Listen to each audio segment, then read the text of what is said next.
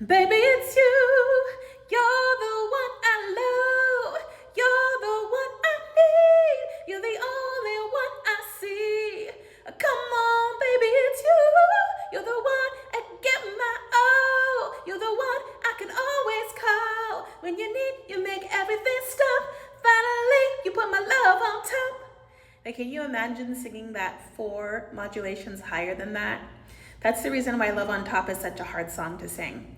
At the end of that song, she's already kind of going all the way for her voice, and then she sings another modulation up, which is half a step, and another modulation up, which is half a step, and another modulation up, which is half a step. She does that 5 times before she ends the song.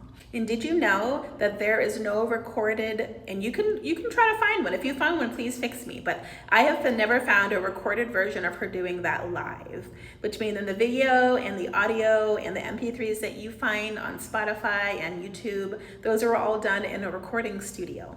They were not done by her live. She layered and layered and layered and made sure that each one sounded perfect with perfect practice and with perfect editing before she released the song. But if you were trying to do this live, let's talk about it.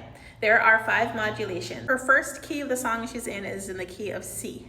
Then she goes to C sharp, and then D, and then D sharp, and then E. And by the end of that song, she has modulated 5 different keys of the song. And modulation just means she's going up half a step or to a higher key of the song. There are lots of songs that do that. There are Beyonce songs, there are Whitney Houston songs, and so forth. But since you're here to learn how to sing it, let's talk about it. Baby, it's you.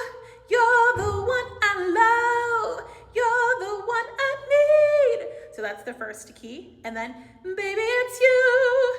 You're the one I love. You're the one I need. And then, baby, it's you. You're the one I love. You're the one I need. And then, baby, it's you. You're the one I love. You're the one I need. And then, baby, it's you. You're the one I love. You're the one I need. And that would be 5 modulations. Now notice that when I did that, there were different parts of my voice that I was using as I was singing. The first one that I did in the key of C was mostly in my chest voice mix. But by the time I got to that last modulation, a majority of my voice was in my head voice. However, using different supports in your voice, meaning adding more support through the diaphragm as opposed to less support, will make the voice sound similar throughout it.